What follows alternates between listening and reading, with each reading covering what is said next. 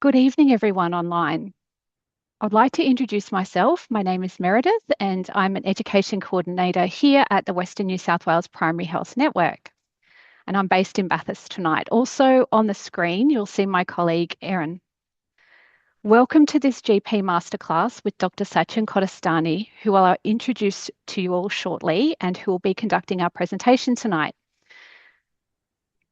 Before we begin, I'd like to acknowledge that we are meeting on the lands of the many Aboriginal nations across Western New South Wales. As I join you from Bathurst, I want to pay my respects to the Wiradjuri people whose connection to this land stretches back thousands of years. Western New South Wales Primary Health Network respectfully acknowledges Aboriginal and Torres Strait Islander people as the traditional custodians of the land and affirms the commitment to building relationships with respect and creating opportunities with all Aboriginal people in our region. The presentation tonight will be approximately 90 minutes, comprising a didactic presentation and a case study with time for questions at the end. As we may not have time for all questions to be addressed, please pop them in the chat or the Q&A and we will endeavour to follow up with you after the event. The didactic part of the presentation tonight is being recorded. At the end of the presentation, there will be a very short evaluation form to access via a QR code. If you could please scan that QR code to answer that very short evaluation, it's very helpful for us in planning future presentations. We also have an optional post-measuring outcomes activity for you to complete if you wish to claim an additional 1 hour measuring outcomes CPD within 30 days of tonight's event. The form will be available via QR code at the end of the session and a link in the chat box as well.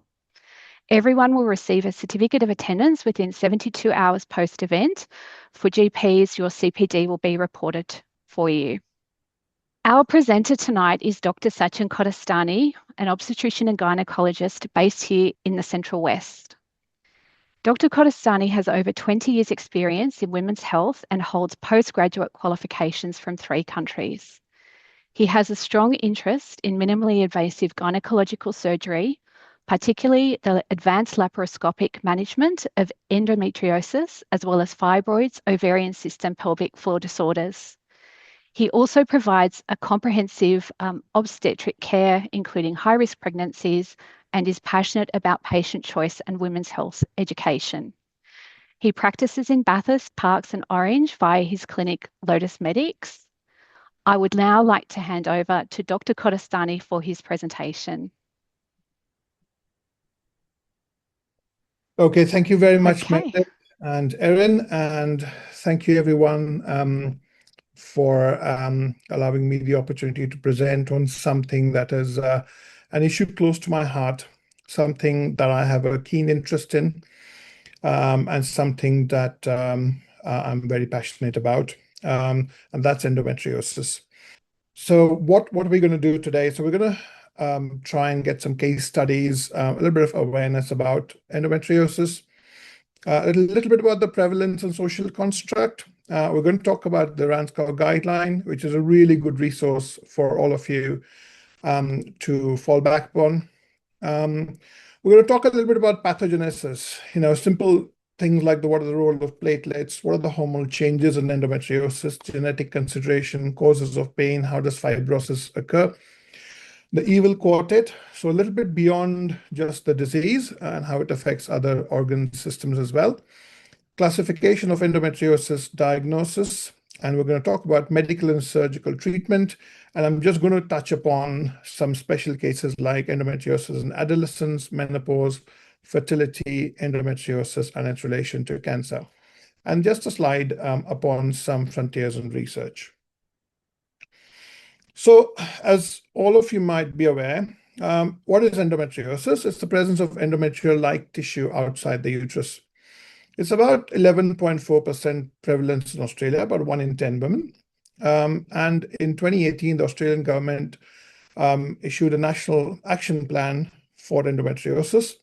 We have the Australian Coalition of Endometriosis, which is groups of organizations who are interested and invested in furthering research and also supporting women who have the disease. So I've got this clinical practice guideline, by the RANSCOG, which is a really, really good resource which you can find with endometriosis. And endometriosis is something that can happen to anyone. Okay, so you have to suspect endometriosis in any person presenting with one or more of the following, which is persistent pelvic pain, dysmenorrhea, deep pain during or after sexual intercourse, period-related cyclical gastrointestinal symptoms, especially painful bowel movements or dyschezia, period-related cyclical urinary symptoms, especially blood in the urine or pain when passing urine, and of course, infertility. So laparoscopy and the visual identification of endometriosis still remains the gold standard, or maybe we haven't reached a gold standard. But today there's a shift in diagnostic paradigm away from just the surgery, and we are looking at diagnosing the disease not just with symptoms, but also with imaging. Early diagnosis is really important to provide women with specialized care and also to improve quality of life. And there's broader social and other healthcare implications. And obviously, we're going to talk about some barriers to diagnosis as well. Symptomatology can vary. Some people can have the traditional pelvic pain, the painful periods, but other people can present with other bladder, bowel symptoms, GI symptoms as well. And some patients, as we know, can be asymptomatic. So unpredictability of symptoms and overlap with a lot of other conditions can make the diagnosis challenging. And infertility is a big marker of the disease. And basically, high rates of infertility are also found in women who are asymptomatic of the disease. So the statistical algorithms for the diagnosis based on symptoms are not reliable to replace the surgical methods yet. So what are the social and medical constructs of endometriosis? So often women may not present earlier, and as we know, there's about a 7 to 8 year delay from the first onset of symptoms to a woman getting help in terms of medical or surgical management. And that's because of a lot of stigmatization and normalization and dismissal of women's symptoms, which create significant barriers. Menstruation is still a stigma in certain societies, and a shame and embarrassment related to menstruation, which is a dirty process and it's taboo to speak about all of this. And this leads to lack of knowledge. A lot of normalization of pelvic pain can also contribute to diagnostic delay. And women often can feel invalidated with the pain experience, thinking, oh, this is just, it's made up, something in your head. And yes, it might be partly in someone's head, but in a very different way. And I'm going to explain that a bit later. Again, sometimes in families, women can feel a bit negated, especially as mothers or older sisters construct the pain of menstruation as sort of a rite of passage. Sometimes there's poor and inequitable access to services, lack of surgical will to explore the unknown, fear of surgery, ignorance about medical and surgical protocols, or absence of criteria for management. As I said, the common theme is women feel negated, and they manage the disease for years. They put up with it without professional help. This disrupts their self-concept, this disrupts their intimate relationship. Of course, when you have longer delays, it creates an incidence of a false picture of low incidence or prevalence. And you can see that in adolescent patients. So I've got this incident where this particular person, very young girl, who, as you can see from here, has had several endometriosis lesions in her pelvis. This is a scarred area around the fundal area of the uterus on hysteroscopy. So she's very likely also got very early adenomyosis. And you can see some of these endometriotic lesions. There's a puckered lesion here. And this patient was dismissed as Munchausen's. I'm just making it up. And obviously her mother was really, really worried and came with her. And of course, we took her seriously, got her a laparoscopy, treated all the disease, and she was a lot better from a pain perspective. So when you look at epidemiology of endometriosis, you've got the 2018 federal government's National Action Plan, And the aim is to reduce the time to diagnosis. And we have certainly made some inroads into that. It obviously, as I was mentioning in adolescence, often when you say 7 years is a delay. So by the time an adolescent has had the courage or maybe has sought help, their way into their 20s. And so there's this false low incidence and prevalence in adolescent patients, but really that's not the case.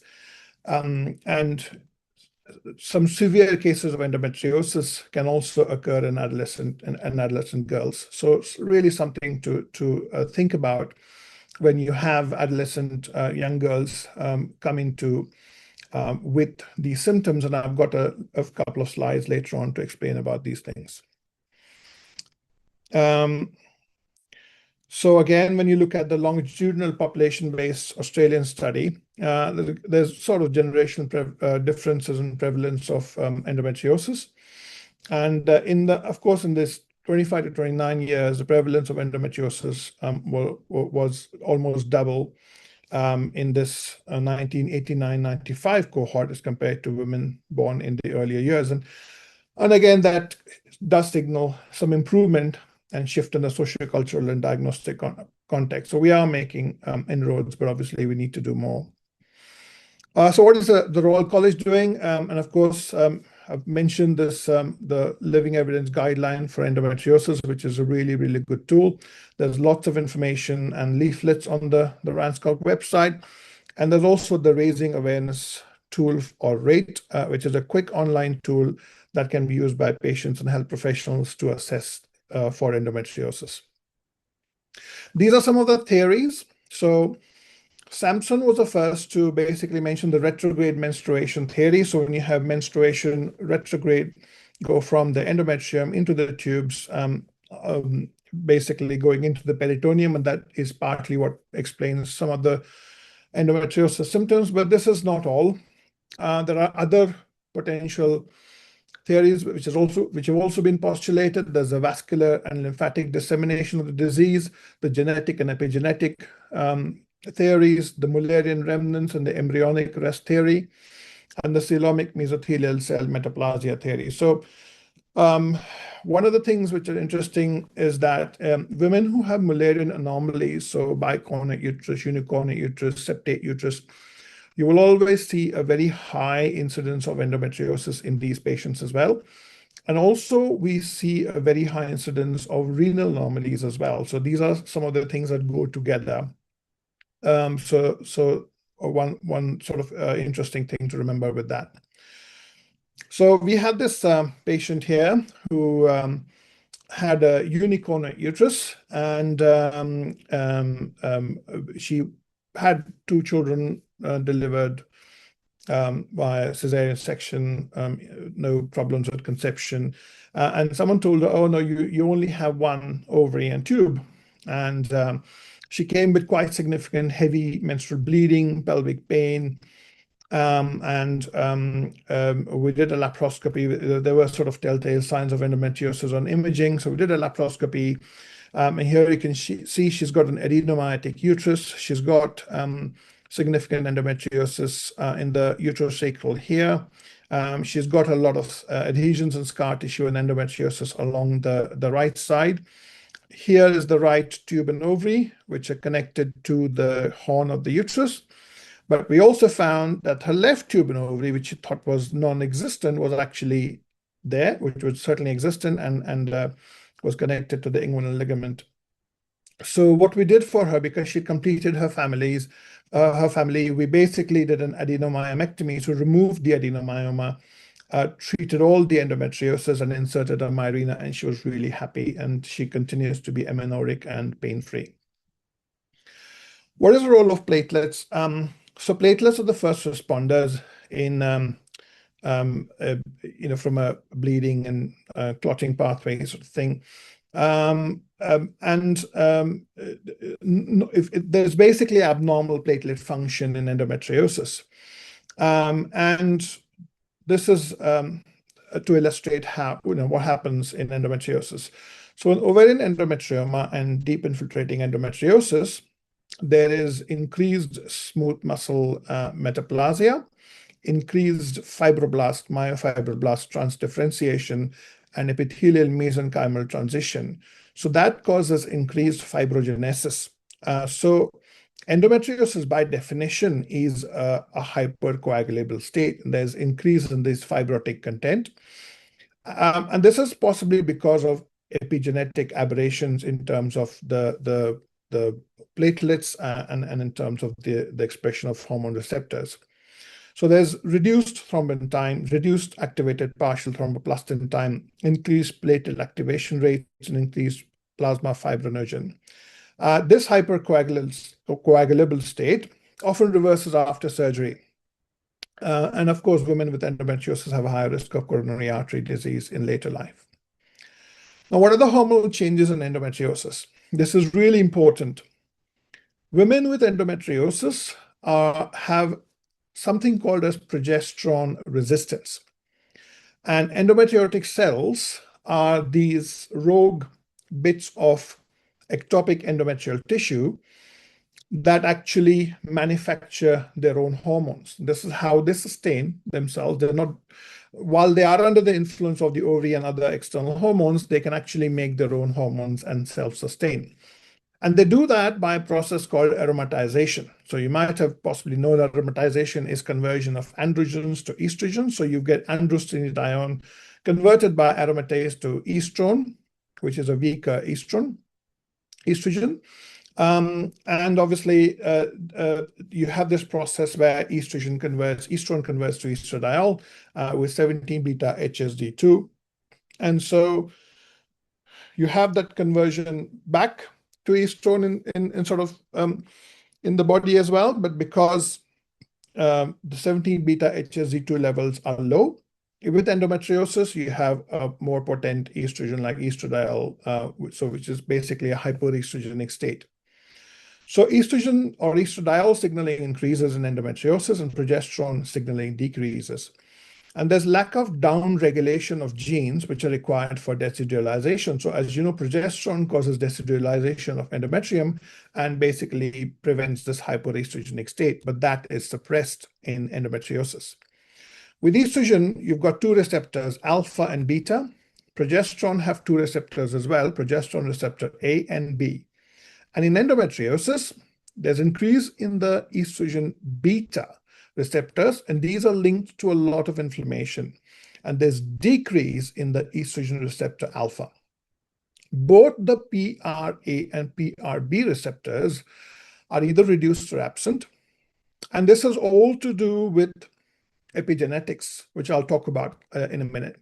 So there's differential methylation of progesterone receptor genes, which basically causes reduced expression of progesterone receptors in endometriosis.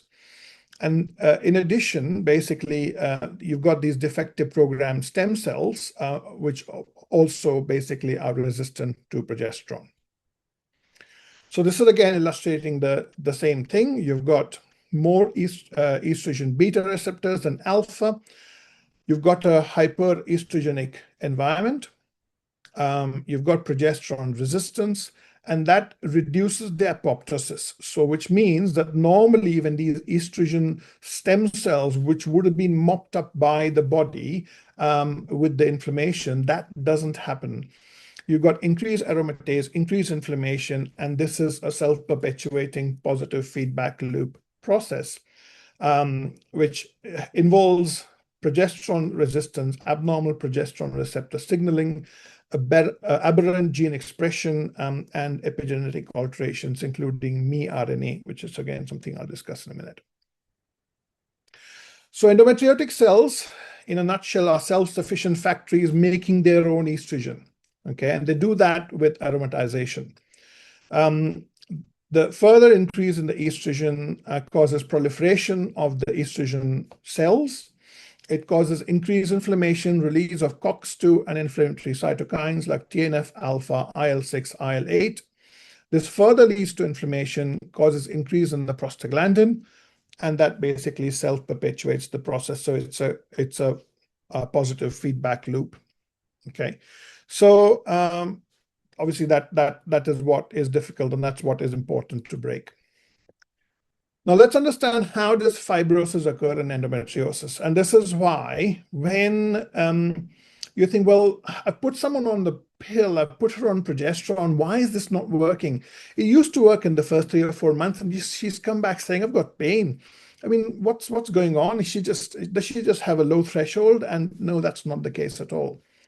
Fibrosis is associated with deep infiltrating endometriosis. Okay, and no fibrosis is going to respond to any hormones you throw at anyone. The histopathology of excised specimens will either show stromal cells or fibrosis and inflammation. So the stromal cells, which are these endometrial cells, as we've discussed, have reduced progesterone receptors, increased estrogen receptor beta, reduced estrogen receptor alpha, increased prostaglandin through the aromatization, have also developed neoangiogenesis. So they develop formation of new blood vessels through vascular endothelial growth factor. There's certainly association with hyperprolactinemia and endometriosis, and they tried to use cabergoline to try and reduce this VEGF, which it does, but it didn't help the proliferation of the disease. So vascularity also exists between two lesions. So these deposits grow. When they grow and expand, there's tearing of the blood vessels, there's leakage of blood, fibrin formations. We've discussed with platelets, you've got these abnormal platelet formation, atypical fibrin, and this causes fibrosis. And fibrosis is free of any receptors and will definitely not respond to any hormonal treatment. So if you see fibrosis, if you see adhesions, your hormonal treatment is very unlikely to be successful in that patient.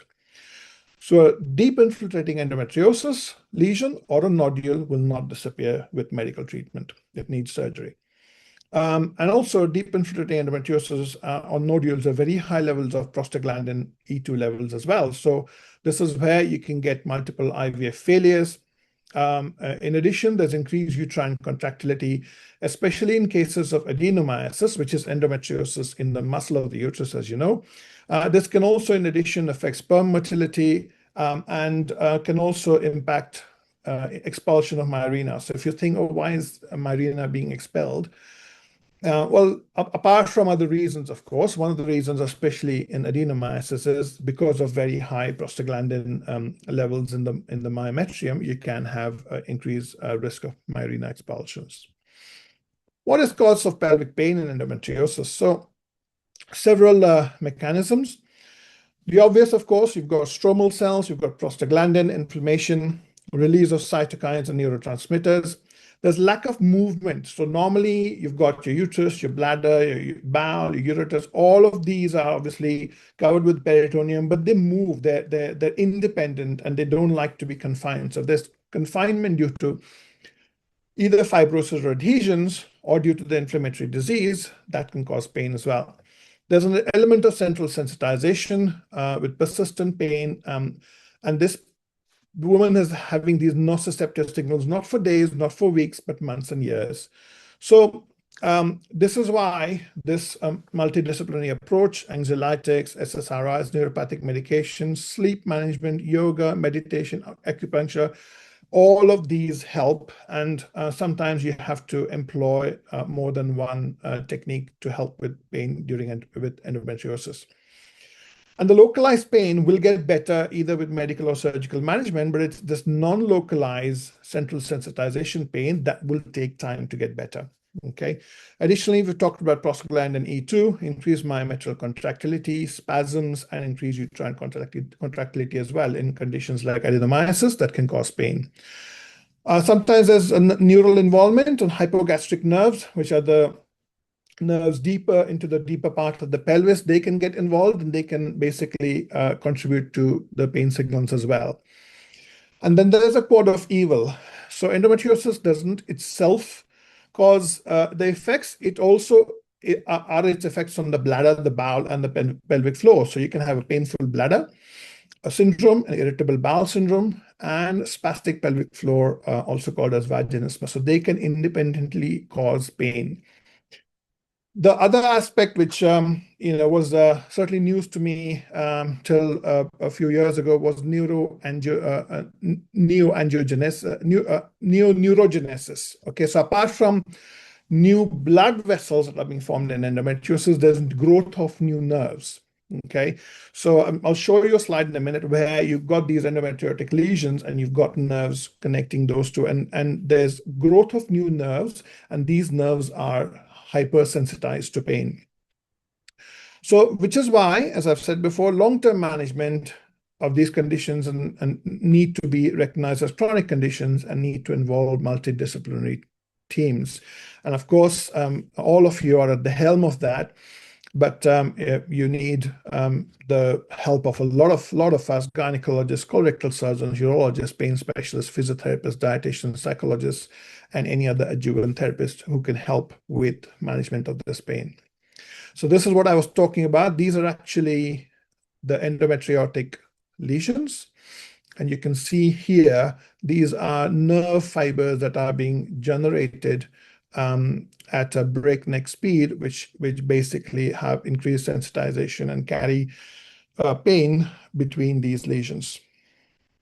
And this is what I was talking about as far as central sensitization. So central sensitization is basically when you're exposed to a nociceptive stimulus for a very long period of time, there's increase in the nociplastic pain, and there's basically the brain starts to associate that area with pain. And long after the stimulus has gone away, you'll still have pain signals from that area coming through. And this is part of the pain that does take a little while to treat.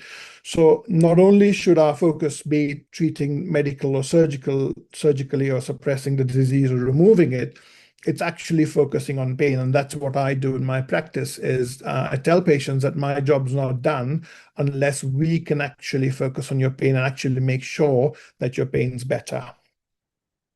A little bit about adenomyosis. It's an endomyometrial unit disorder. So you've got cut section of the uterus, and this is the outer myometrium, and this is the endometrium and the inner myometrium. So the inner myometrium and the endometrium come from the same embryological origin, and so they basically are susceptible to hormonal fluctuations where the outer myometrium isn't.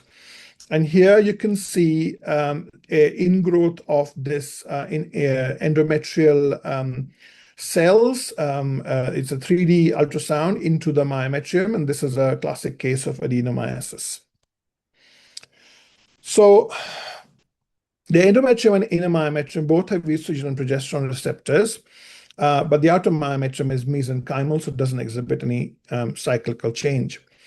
And there's micro ruptures in these basal endometrial glands in the stratum basalis with increased natural killer cells, accumulation of M2 macrophages, and basically increase the invasion capacity of these endometrial stromal cells. So why do you see infertility in certain cases of adenomyosis? There's increased myometrial contractility, reduced sperm transport, and a dysperistalsis of the junctional zone. This is microtrauma of the junctional zone. And whether you look at adenomyosis or whether you look at endometriosis, there's this RETIAR, so repeat tissue injury and repair. So you have tissue injury, you have inflammation, you have the body try and repair it with platelets and macrophages and everything, put down fibrin. What happens in the next cycle? Exactly the same thing. There's a repeat tissue injury and then there's repeat repair. And this cycle basically continues. There's increased angiogenesis, as I've discussed, with tearing of blood vessels that cause bleeding in those tissues. And then obviously more fibrin is laid down. And then increased inflammation and myometrial invasion of the endometrial glands. Let's come to this evil quadruplet. So we've talked about endometriosis. Now, how does it affect the bowel, the bladder, and the pelvic floor? Well, all of this is visceral, and visceral somatic connections. And you've got this quad of endometriosis on one hand, and then you've got the interstitial cystitis, or the bladder pain syndrome, irritable bowel, And you've got pelvic floor tension myalgia or spastic pelvic floor syndrome, also called vaginismus. So even after the endometriosis surgery is done or medical treatment helps resolve suppress the implants, you can still get these sort of pains with the bladder, bowel, and the pelvic floor. So really, obviously, in that situation, it's up to us to basically tease out those factors and certainly take a good history, because a lot of these pains will be completely acyclical, they'll be random. And so you've got to focus on aspects to help with these symptoms. So that's what I was talking about, visceral and viscerosomatic. There's cross-sensitization of visceral afferent nerves in basically the spinal cord as well as the peripheral areas. And this can lead to the visceral and the viscerosomatic pain. So this is again a positive feedback loop, pain and spasm. We have muscle spasm in the pelvic floor. You have pain during and after urination and bowel motion. This increases the pain, increase in the pelvic floor spasm, and this goes round and round and round, and you don't seem to get any relief with that. Medications like ketamine, often ketamine infusions, or when in really severe cases, we'll give ketamine infusions as an inpatient, and that certainly seems to help with this sort of pain. Bladder pain syndrome or interstitial cystitis, coined by the National Institute of Diabetes and Digestive and Kidney Disease. It's also called hypersensitive bladder syndrome or painful bladder syndrome.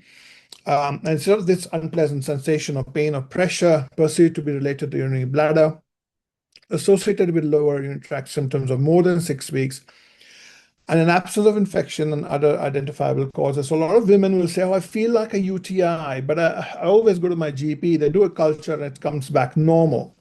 And of course, that's because of the inflammation and a possible sort of gag layer deficiency or damage causes the irritants present in the urine to penetrate the bladder epithelium, cause inflammation, release of cytokines, growth factor, inflammation, mast cell activation, activation of the capsaicin activated nerve fibers, and a positive feedback loop. And all of this, of course, contributes to central sensitization because there's constant inflammation in that area. Let's come a little bit about epigenetics, and this really lovely person, Felipe Konix, made this really lovely analogy of endometriosis in that, it's like an origami. So you got one paper, but you can make different types of shapes with it. Similarly, you've got one disease, but not two lesions are going to be similar to each other. So they're clones, but they're very different clones, and each will have a different trait. So epigenetics are stable heritable traits or phenotypes that cannot be explained by changes in DNA sequence and result from external or environmental factors, which is phenotypical change without the genotype. So often you'll see women say, oh, well, my mother had endometriosis, or my aunt had, or my cousin had endometriosis, and I've got this as well. And is my daughter likely to have it? Well, it's a bit sort of complex in epigenetic mechanism. So these factors and processes, the development in utero, childhood, environmental factors, drugs, pharmaceutical, aging, diet, all of this basically affect the DNA methylation. And of course, the histones are these proteins around which the DNA can wind, and it depends upon the exposure and the accessibility of the DNA and the activation of that gene by the epigenetic factor that basically dictates the expression of the disease and results in health endpoints, and everything from cancer to autoimmune disease to mental disorders, diabetes, and now we add endometriosis to the mix. So if I were to explain how epigenetics works, so you've got these stem cells of the endometrium with inherited epigenetic and epigenetic effects from the genes. When you expose that to an oxidative stress mechanism, there's certainly the pathophysiology of retrograde menstruation, bleeding the lesion, sometimes risk of infection, and that causes these changes, and develops into these clonal typical lesions, which are obviously different clones, and so this is where you get either typical lesions, or some people will get ovarian lesions, some people will get deeper lesions, and this is why you have different clonal variations of these lesions, because you have different genetic and epigenetic factors. Let's talk about miRNAs. miRNAs are small RNA molecules in the genome that control gene expression, and they bind to messenger RNA and block gene expressions. So they can leave the endometriotic cells, and they can enter the circulation and influence spread. So they can be taken by any of the other cells in the body, and this is basically how endometriosis can spread. And you've got people who've had endometriosis in the nasal passages, in their chests, and this is how you find endometriosis I mean, it almost spreads like cancer. Okay, any tissue, you name it, and you can find endometriosis there. And these miRNAs also cause inflammation, increase in IL-6, IL-1, beta, IL-8, and TNF-alpha, and have an effect on macrophages and increase cytokine production. And they also lead to metabolic changes. So obviously, endometriosis patients, by and large, are leaner, but that's certainly not the rule. Liver metabolism and brain and behavioral aspects. So higher anxiety and depression. So we always think of anxiety and obviously central sensitization. So we think, oh, it's not, this patient's more anxious and depressed, which is why she has more pain. No, it's the other way around. She has endometriosis, possibly the miRNA causing those sort of metabolic changes, which is why she probably has a higher risk of anxiety and depression, because obviously when you look at pain, when you look at anxiety, depression, you've got the same neurotransmitters involved in those. And so these miRNAs regulate genes which are linked to inflammation, fibrosis, and angiogenesis, and they play a central role in development and progression of endometriosis. So hopefully we might find some of these as potential biomarkers for endometriosis in the future. And then you've got the concept of endometriosis life, where in utero and early neonatal exposure to maternal characteristics, like uterine fibroids, smoking during pregnancy, preeclampsia, formula feeding, prematurity, etc., might contribute to this sort of endometrial programming, resulting in pathological endometrium. And of course, during puberty and adolescence, you've got conditions like retrograde menstruation, generating ectopic lesions, and all of this being influenced by factors like inflammation, angiogenesis, neurogenesis, and fibrogenesis, and causing these lesions in different ways. Let's come a little bit to the classification of disease. So several classifications have been postulated. The one we still use is the American Society of Reproductive Medicine, or the ASRM classification, and the RANSCOG guideline does, obviously mention that while the classification doesn't sort of guide treatment, it's a useful way to basically say from a surgical perspective what was the disease. And again, the classification now happens also in ultrasound as well as surgical management. So the revised ASRM classification, very, very old classification, it just basically divided endometriosis into 4 stages: minimal, mild, moderate, and severe. It's got a lot of drawbacks. It doesn't give any information on the morphology of disease, where it is there an ovarian or posterior cul-de-sac involvement, and it doesn't take into account deep infiltrating endometriosis, adenomyosis, or any retroperitoneal involvement. So sadly, while this is what Medicare still is using to look at the the degree of endometriosis from a surgical perspective, it's probably very outdated. And this is in the 2 new things that I use is the Enzian classification. This is from Europe, and this is a very systematic classification that can be used both in ultrasound as well as surgical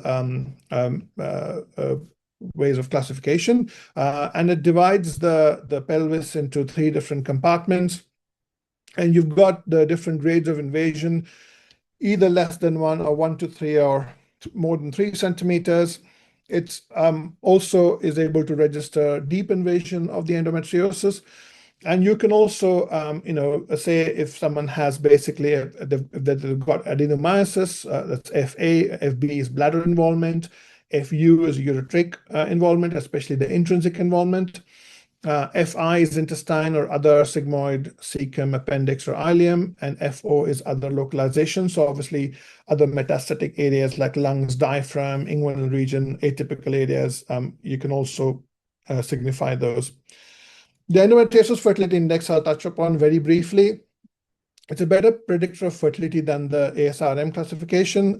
Not a great predictor of pelvic pain or symptoms, but fertility specialists sometimes use this in terms of predicting IVF success with high success with scores over 6. And this is the AAGL classification, which is also something we use surgically. And again, you've got points for each of the endometriosis areas, and you can look at the different stages of the disease based on that. And the AAGL and the NZN classification both have an app, so they're something that we can easily score and get an idea of what the stage of endometriosis is. So essentially just a few little pictures in terms of where you can get endometriosis in the abdomen and pelvis, and this is an MRI. Which basically looks at different places of where the endometriosis can be found. So ultrasound and MRI are two investigations that we often do to be able to stage the disease before we go in surgically. Okay, and as I said, you name it and you can find endometriosis in those areas. And obviously there's a lot of other distant sites mentioned that are not in this list that we have found endometriosis in. Quickly gloss over this. There's a lot of symptoms, as you probably know. So typical symptoms are dysmenorrhea, cyclic pelvic pain, but obviously it starts as cyclic. Sometimes it can be acyclic, and we've talked about central sensitization. It's random, acyclic, and that could be the nature of pain you might be confronted as a GP. So don't dismiss it just because the pain's not cyclic. Dyspareunia, painful sex, cyclic dyschezia, cyclic dysuria. And other symptoms like shoulder or umbilical pain. Obviously, I've had someone who's had a diaphragmatic endometriosis, and obviously that has referred pain to the shoulder. So we basically understood that that's where the disease was coming from. And then obviously there's other unspecific, non-specific symptoms like unspecific bladder disorder. As you said, some people feel they've got this UTI or burning sensation, but no UTI on culture. Bloating, a lot of IBS type symptoms. Some people can have painful ovulation, pain in the lower back, pain in the legs, and obviously that's due to the nerves, the hypogastric nerves, which carry this sort of pain as well. And of course, chronic fatigue. So someone who is in constant pain, of course, will maybe not have a good night's sleep, or they may be chronically fatigued as well. And as we talked about, there's association with Mullerian anomalies, and renal anomalies is certainly something to look for in adolescents. So this is what the Ranscock statement recommends, and obviously always ask for first-degree relatives or any family history with endometriosis. We always get the patients to keep a short symptom diary or a pain diary. And when we're assessing them, of course, the benefits of any pelvic examination should be balanced against any discomfort for the patients. Having said that, if I'm considering surgery, I will certainly try and gently examine patients because I want to see, especially in deep endometriosis cases, that there is no vaginal involvement as well. Okay. So ultrasound and MRI, and of course, laparoscopy still remains gold standard in cases where there's negative findings on imaging. So negative findings on ultrasound scan do not rule out superficial disease. So if the symptoms persist despite treatment, of course, you have to still consider endometriosis. It's not ruled out. But ultrasound and MRI are really, really good to be able to stage the disease before we go in for surgical management. And in an adolescent patients, sometimes you may not be able to do a transvaginal ultrasound scan. So you can do a transabdominal, you can do an MRI, you can do a transperineal, you can do a transrectal ultrasound as well. And this is the idea consensus that's basically revolutionized how we look at ultrasound. We use ultrasound in terms of staging of endometriosis. So there's a very systematic approach. You've got the different compartments, the front compartment, the middle compartment, and the posterior compartment. And you're able to look at endometriotic lesions in all of those. For example, here you've seen a bowel lesion, basically, which is encroaching within the lumen of the bowel and quite significantly involving the rectum. And we'll show you some more pictures. So here you can see this ultrasound scan, which shows asymmetrical thickening. So you can see the anterior uterine wall is much thinner than the posterior uterine wall. And this is the case of adenomyosis. Another adenomyosis finding on ultrasound scan is these fan-shaped findings, and you can see that the endometrial myometrial junction is a bit obscured, and that's because obviously the disease has gone into the myometrium, and this is another case of adenomyosis. This is a typical ground glass appearance of an endometrioma, and this is two endometriomas, or what we call as kissing ovaries. And this is a nodule of endometriosis on a dilated ureter. So all of this things you can see on ultrasound scan. And this is one of the cases we had of these two ovaries. You can see the small apex of the uterus. You can't see much of the uterus here because all of this is stuck along with bowel and the appendix to the back of the uterus. So we were able to treat this patient and help her get pregnant. And this is what happens with MRI. Often you've got the bladder, it'll fill the bladder, they'll fill the vagina and the rectum with gel. And this yields this sort of picture, and you're able to look at endometriosis lesions, especially with posterior involvement, really well. Cool. We've talked about that, so different compartment-wise assessment of disease. Adenomyosis, you've got focal, you've got diffuse, and you've got cystic adenomyosis, and this is MRIs for each of them. This shows a hematosalpinx and an endometrioma in here, and this is sort of T1 and T2 weighted imaging.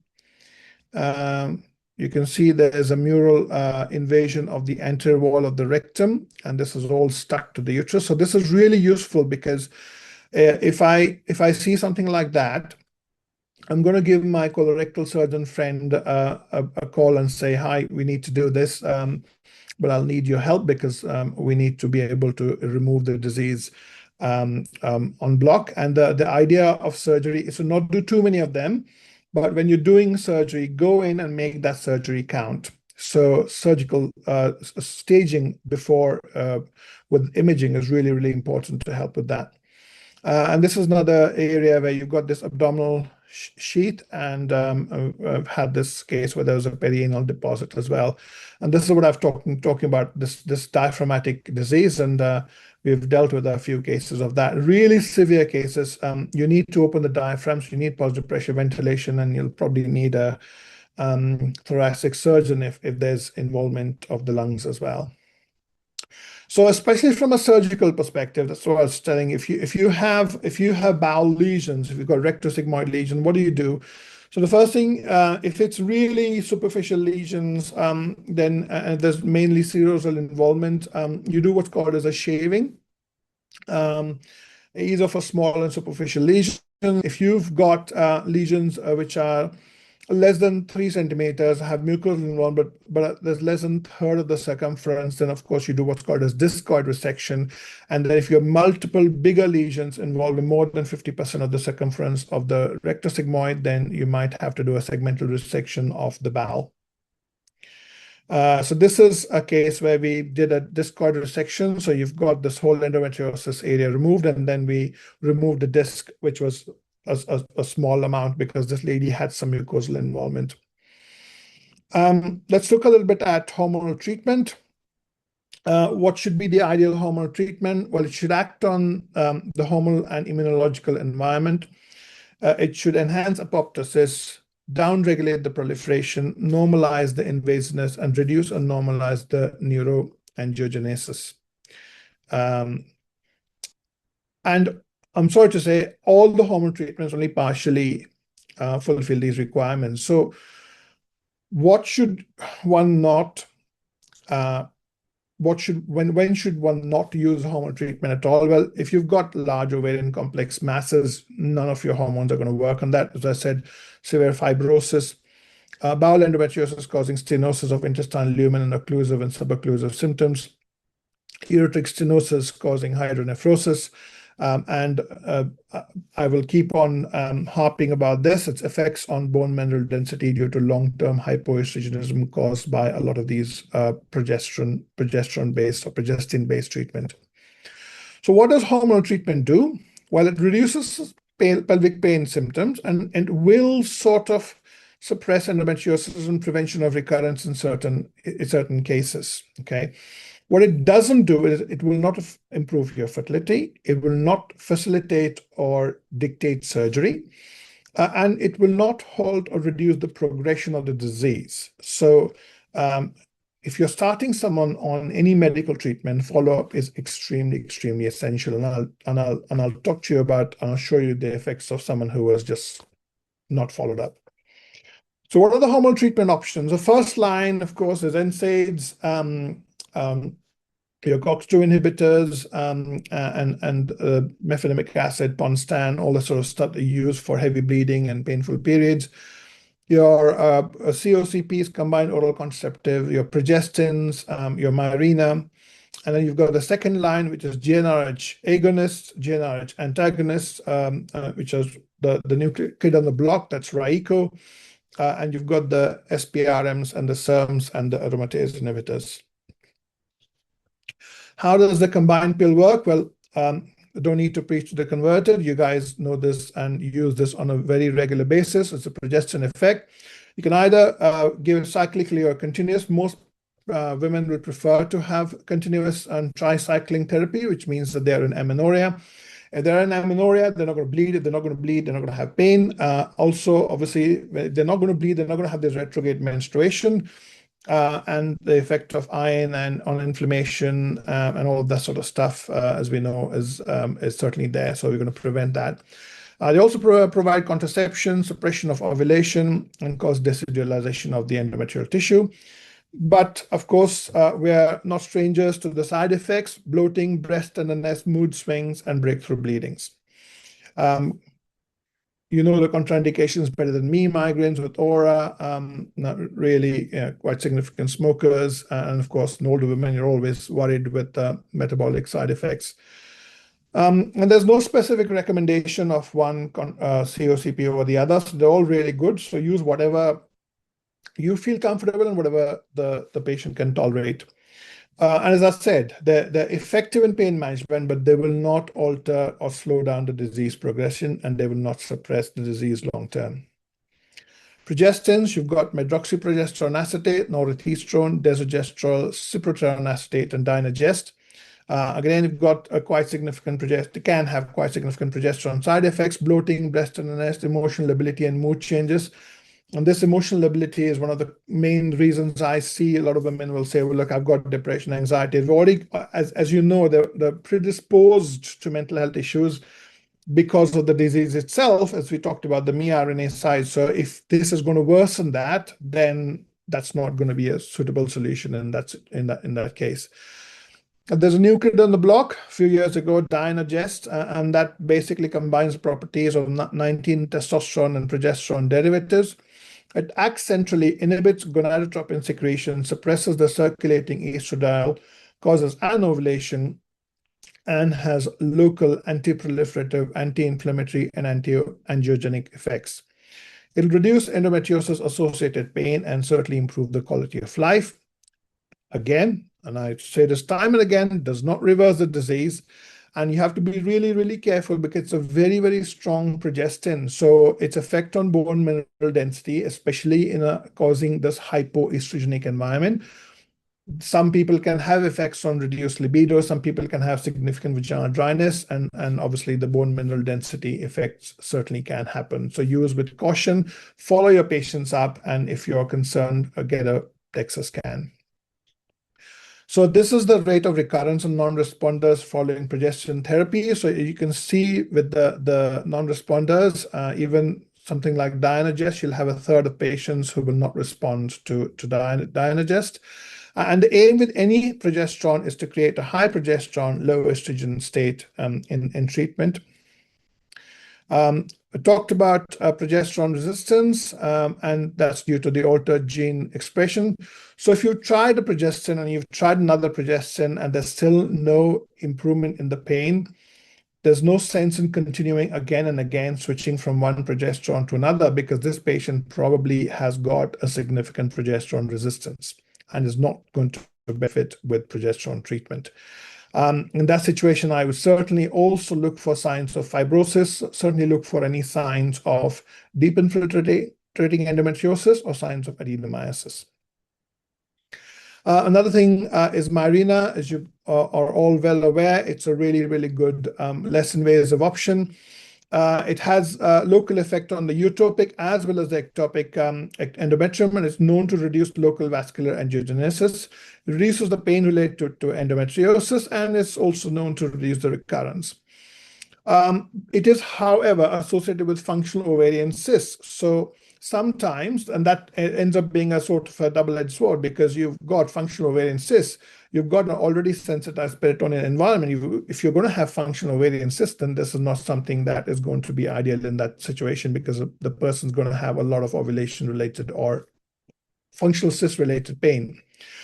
And we've talked about increased prostaglandin in myometrium, especially in conditions like adenomyosis. So while, again, this is something we do offer as a first-line, less invasive management, there is also a high risk of expulsion and displacement. We've got GnRH antagonists and agonists. So agonists are your Zoladex, that's the injection once every 28 days. The agonists cause an initial flare-up and then a down-regulation of the GnRH receptors, and basically cause suppression of the hormones, sort of like an ovarian sort of shutdown. You need add-back therapy, otherwise women will complain of significant menopausal symptoms. Antagonists, new kid on the block, the oral medication called Raico, which is again really, really good and does improve the pain related to endometriosis. The advantage of that over the agonist is that it is orally available, so it's really good, and it's got the add-back therapy already built in, so you don't have side effects. And the other advantage is you don't have the initial flare-up, you have the straightforward action of suppression and down regulation.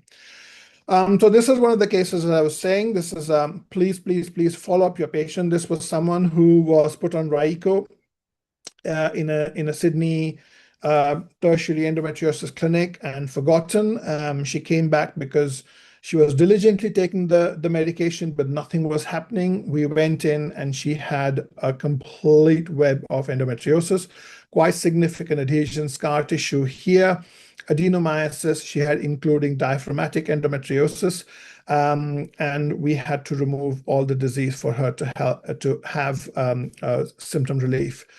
And if you see here, you can see almost the peritoneum is stuck so badly to the underlying organs that there is no, one of the things Raico or Vizan do is they make surgery difficult, because I'm not saying that's not a reason to give them, but again, it's one of the things we see as surgeons, is that the tissue is like basically a clothes sticking to a burns victim. It's really difficult to peel it off, because everything you do, it just starts bleeding. The natural plane of cleavage gets really obliterated, and your surgery becomes 10 times more difficult. A little bit about treatment of painful bladder syndrome, education, avoidance of triggers, patient education, stress management. If they have a UTI, of course, treat them, but if they don't, avoid repeatedly treating it just as a UTI. Pelvic floor muscle treatment, obviously, as we said, pelvic floor muscle spasms are going to be one of the things that are going to cause a positive feedback loop.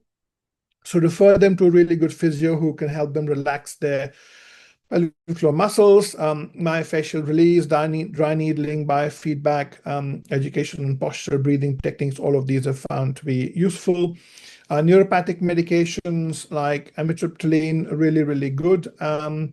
Cystoscopy with bladder hydrodistension might need to happen in certain cases. And obviously, when you're looking at interstitial cystitis, you can sometimes see Hannah's lesion, and fulguration might help as well.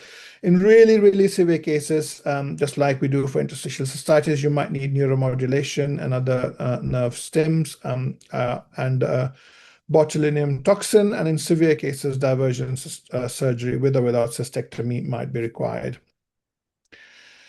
What are the factors while you choose hormonal medications? Well, age, fertility, any contraindications, comorbidities like migraines. Have they been having any breakthrough bleedings? So if they're having breakthrough bleedings, you might decide to use some other treatment. Are they having recurrent disease? What's the bone mineral density? So obviously, if you have in adolescent and early years, try and avoid the Raico or things like that, because the high risk of osteoporosis, and sometimes that can be irreversible as well. Any previous experience and side effects. Women these days are very conscious, and you've got lots of peer experience and social media stuff going on. So that again is a factor that women come and say, well, I don't like this because so and so had this and they had this bad experience. A little bit of a snapshot of this medical treatment. I'm going to just leave this on for a few seconds. All of this we have discussed. Basically, first line is all the conventional contraceptives, and obviously this is the non-contraceptive benefit. And then you've got the second line, which is the GnRH agonists and antagonists. As far as SPRM, SERM aromatase inhibitors, very limited evidence for its use. The only place I can think of using aromatase inhibitors like letrozole, as you know, you've got aromatization, so aromatase inhibitors should help with that. But a lot of these help in the central areas, whereas a lot of this happens in the peripheral tissues. However, letrozole is quite useful from a fertility perspective. So if you have someone with an ovulation problem, giving them using letrozole, which is also an aromatase inhibitor, will help with their symptoms as well as help with ovulation induction. And you've got this patient who had a combination of a Kyleena, a Mirena inserted. She had Visan and she had Slinda all at once. Okay, and please don't do that. I know some people can have polypharmacy, try and use one or two. She was so fed up that people would not take her seriously and wouldn't operate, and she came very, very close to losing a kidney. So you can see here that's quite significant. She's obviously got adenomyosis here. You can see with this uterus. And she's got quite significant fibrosis with all of that sort of stuff. So we had to literally try and clean up all the fibrosis from around the ureter. And she felt a lot better after that. But this is a recipe for disaster. So try and not do too much polypharmacy. A little bit about recurrences, true recurrences, pseudo recurrences. So we get, I've got a few cases where I've got referrals from other surgeons who've, it's like this peak and shriek sort of phenomenon. Oh my God, this really horrible. Or they've done a little bit, but incomplete eradication of disease. But obviously true recurrences where there's recurrence where once all the disease has been eradicated, and there's obviously reseeding of the progenitor cells or de novo development of new lesions. So the problem with the surgery, obviously, is, and the reason why you need surgery to be done by someone who is an experienced operator invested in endometriosis, is you can have subtle lesions can be missed, and surgery certainly is a lot more operator dependent. This sort of a pseudo recurrence, wherein, well, that's because the first surgery has not treated the endometriosis completely, and you're going to get that endometriosis come back, but it's not coming back, but because they should have removed what they should have removed, and we can see some of that sometimes. This is a video of me operating with Dr. Hibbard. There is one of these nodules of endometriosis, and we're doing a shaving technique. So you can see here, this is a large nodule, and this is the rectus sigmoid, and we're removing that nodule, and we also ended up doing a small disc excision because she had another lesion further down below. So, and she was really, really pain-free after the surgery. Her symptoms significantly resolved, and she's now on her way to fertility. Okay. So timing of recurrences, so follow U-shape, so the very high rates in the early stages, and that's probably because of incomplete excision of disease. Or sometimes people have atypical pain, and that's due to central sensitization. So sometimes we think, oh, this is a recurrent disease. It's not. It's basically the central sensitization pain. Or it could be other quad pain, the painful bladder, irritable bowel, or other issues. Or it may be the pain was not due to endometriosis. I had someone who'd had a predominantly a back issue, and she was constantly having back pain. A pain settled when it came back, and the second time the pain came back was due to a disc problem that she had, which we were able to sort out and rule out that it wasn't an endometriotic pain. The bottom and middle part of the U is basically low recurrences. And obviously, when you treat endometriosis, that's what you want. You don't want any recurrences, and obviously that's successful treatment and symptom resolution.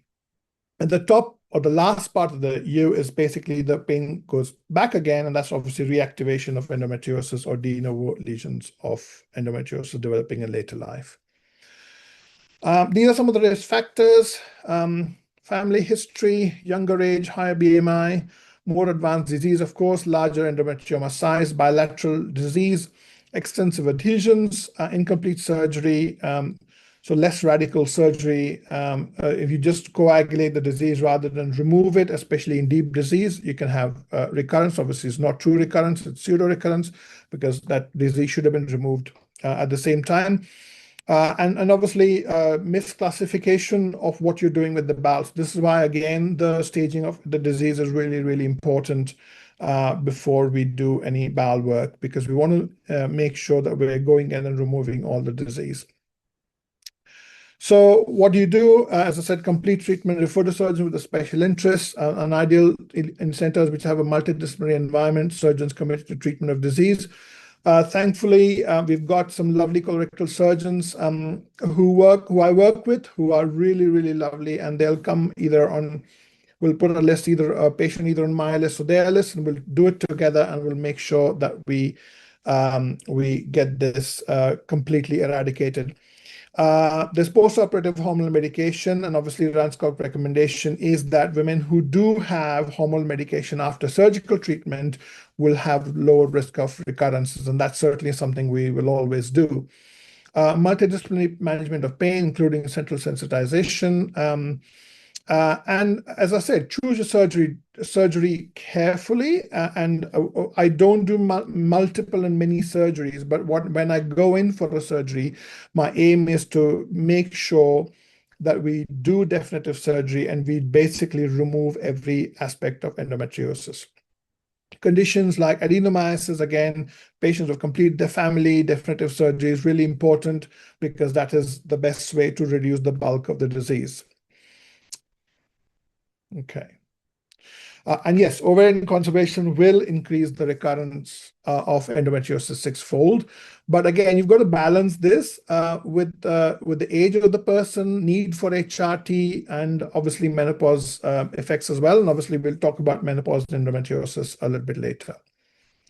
So this is again someone who had six months ago a surgery in Sydney, came to us and was in quite significant pain. So you can see up here, she's got quite significant endometriosis still there. So this is not a true recurrence. This is basically a peak and shriek, and this patient has not had endometriosis removed. So we did the needful, debulked all of her disease. It was still a conservative surgery because she was young and wanted to have children. But this was good because she she does have symptom control, and we're able to put her on suppression afterwards. So again, you can see her ovaries almost enveloped in those adhesions. A little bit about endometriosis in adolescents. So again, there's a link with adolescent endometriosis and genital tract anomalies, about 11 to 40%. And again, this is something you've got to look at: vaginal agenesis, imperforate hymen, transverse vaginal septum, outflow tract obstruction. A lot of this is felt to be a sort of a very, very early sort of overt neonatal bleeding as well. And different sort of prevalence quoted in sort of different studies. Always look at a family history. You'll always find adolescent endometriosis will have a very strong family history, and often they'll come with their mothers who may have already had endometriosis, and that's what triggers them to say, oh, well, I had these symptoms, you're having these symptoms, you might have endo. Early menarche, nulliparity, shorter menstrual cycle intervals, usually, as I said, leaner body. Caucasian, white, and Asian women have higher rates than Black or Hispanic women. Completely opposite to when you're looking at fibroids, where you've got higher rates in the other population. There's often associated childhood sexual or physical abuse. Don't know why, but that's certainly an association. Modifiable early life factors like low birth weight, prematurity, maternal DAS exposure, secondhand smoke during childhood, and breastfeeding was found to be protective. So again, as I said, if there's severe dysmenorrhea interfering with daily activity, chronic pelvic pain combined with nausea, dyschezia, dysuria, dyspareunia, school absenteeism is one of the common things. And of course, if it's not responding to NSAIDs, or if you put them on pill and it's still there, certainly have a very high suspicion of endometriosis. We've talked about family history, obstructive genital malformations, and all the risk factors. We've talked about history examination. Yes, of course. In this patient, obviously, transvaginal ultrasound may always not be possible, so transperineal, transabdominal, transrectal ultrasound, or an MRI might be required.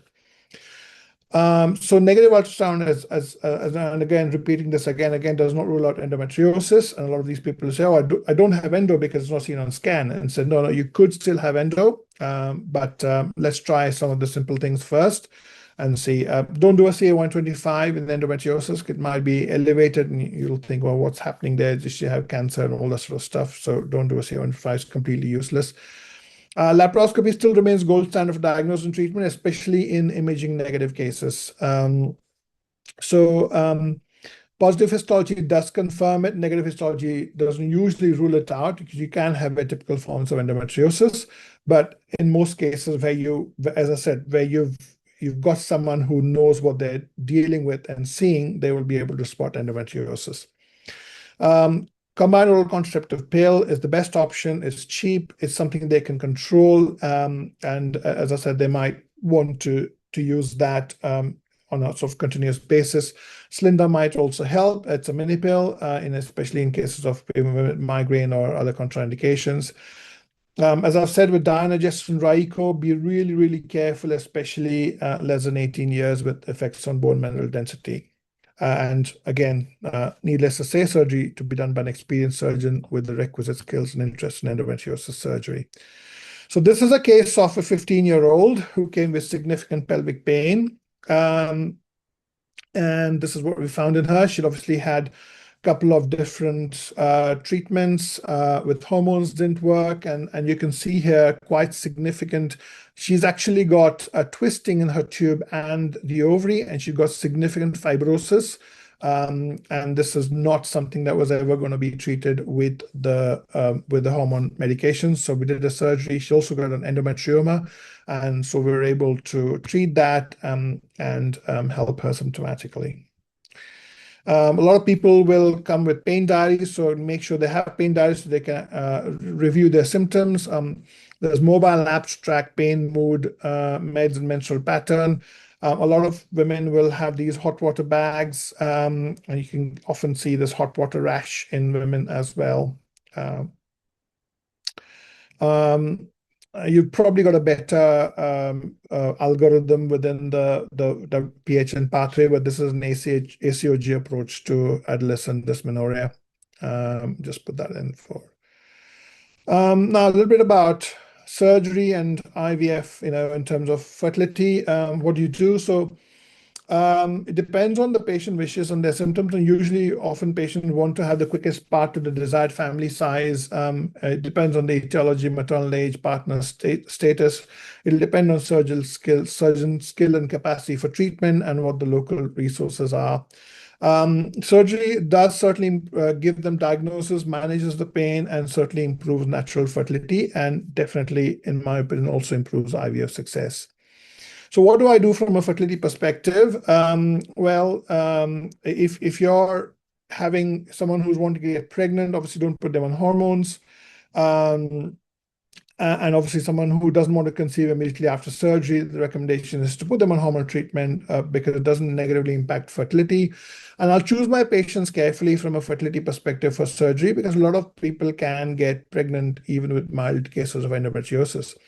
But there are other associated factors which we also consider. Do they have PCOS? Do they have adhesions? Do they've got fibrosis? What are their previous fertility success? And sometimes I get referrals from IVF providers that, well, done 2 or 3 cycles, she's not getting pregnant. Can you do a laparoscopy and see what's going on? And oftentimes we'll find endometriosis, we'll treat it, and lo and behold, they get pregnant. And what are the imaging findings? Do you have DIE, moderate to large size endometriomas? And obviously, if you have large endometriomas, yes, while surgery will certainly, stripping out the ovarian endometriomas will certainly reduce the AMH, but the AMH is low anyways. And rather than stick a needle going through a bowel and increase the risk of ovarian abscesses, I think it's a better idea to surgically remove the disease, improve their pain scores, and then obviously they're more likely to conceive as well. We always have these sort of MDTs between us, and I work with IVF Australia, but happy to work with any other IVF provider as well. And we'll obviously have these meetings and say, well, what do we do? And then we work out the best way of managing these patients. Okay.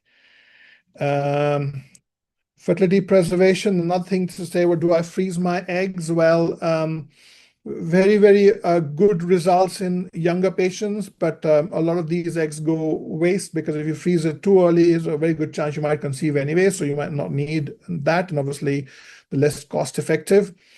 The later you freeze, you're going to get poorer results because that's age related, of course. So this is this sort of sweet spot in this sort of early 30s, wherein you're probably more likely to use it if you freeze at that point in time, but your results are still reasonably good. HRT and menopause. Well, if you have HRT, you're more likely to increase the recurrence of endometriosis.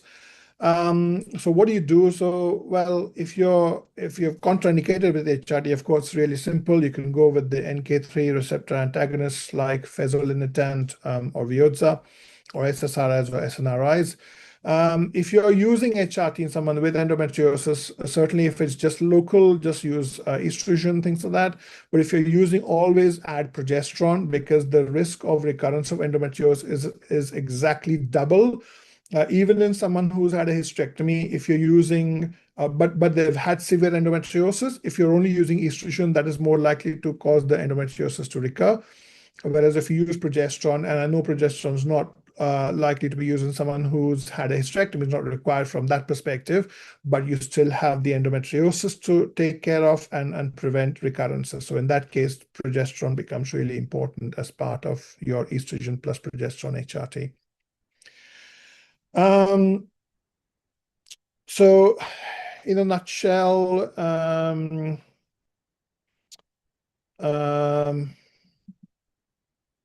so remove all the visible lesions. In menopause, obviously, remove all visible lesions. There's a high risk of recurrence of malignancy. Now, you have to have a really low threshold if you are concerned about malignancy that you need to remove that.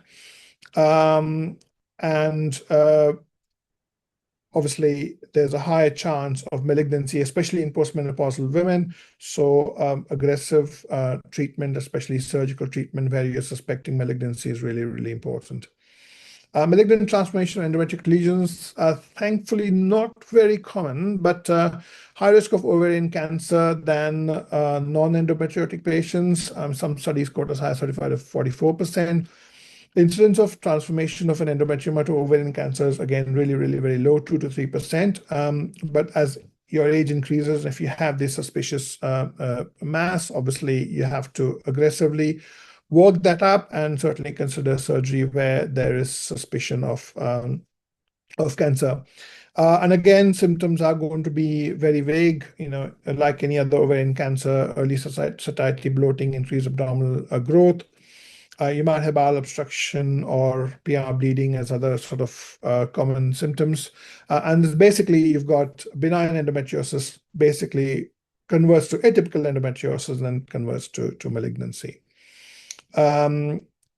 MRI might sometimes be helpful, but as I said, if you've got a high index of suspicion, you've got to have a very high push for surgical treatment.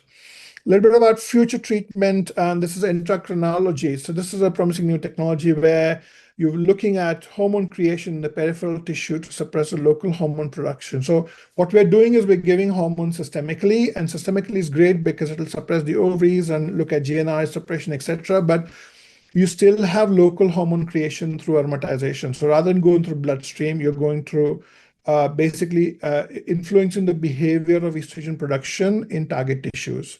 So there are some of the newer treatments which are certainly undergoing research and certainly showing some promise. So hopefully we can look at those as well, and obviously influencing the steroid biosynthesis and all that sort of stuff. So what are the summary and take home? We come to the end. Still hopefully got some time for questions. Endometriosis is bigger than you and I think. It's a syndrome, not a disease. So we need to start to think of it as a bigger picture. We do need to support women and further reduce barriers to care. Long-term and it's got long-term and systemic implications for future health, not just for the patient, but for the family and for society as a whole. We need to have some uniformity in standardization, diagnosis, medical and surgical treatment, and the colleges are certainly doing a great job in working towards that. Hormonal treatment needs to be tailored to patient needs, aimed at symptom suppression and prevention of disease recurrence. But eventually, everyone will need surgery. And so obviously between surgery and conception, just make sure that women are having the tailored treatment for suppression of endometriosis. A disease progression may occur despite medical treatments, and it's really important to monitor medical treatment. If there's failure of medical treatment, promptly refer for surgery. Fibrosis will not, and I repeat, will not respond to hormone treatment, will require surgery. Endometriosis can occur anytime and anywhere. And our job goes beyond just eradication or suppression of lesions. It needs chronic systemic management, which is a multidisciplinary approach. Get any and all of your colleagues around you to help you, and you'll make the woman's life a lot more pleasurable and symptoms a lot more suppressed. And there's obviously frontiers in research, upcoming and rapidly developing field. And I hope that one day, this is how my waiting room looks like. No patients at all, which means everyone is comfortable and no one has endometriosis. And this is my tribute to an endo warrior. All these women who I have treated and who continue to fight against endometriosis and do such an amazing job. It makes it certainly worth my while to treat them, to work for them. And I think the next Marvel movie should be named Endo Warrior. Thank you. Thank you, Dr. Kodastani, for a wonderful presentation. That was wonderful wrap up.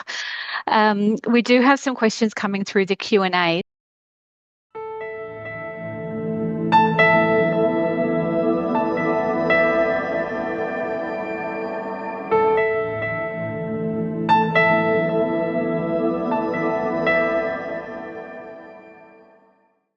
Well, look, it's been an absolute pleasure delivering this talk. Well, it's certainly been fun preparing and delivering it. I hope it's been useful. And If you have any questions or concerns, please feel free to pass them on to Meredith and Erin, and I will do my best to answer those. And if there's any further information, it's such an interesting topic, and it's certainly something that I will continue to work on and support patients and GPs in the years to come. Look, thank you so much, Dr. Kodastani. It was a wonderful presentation and great discussion.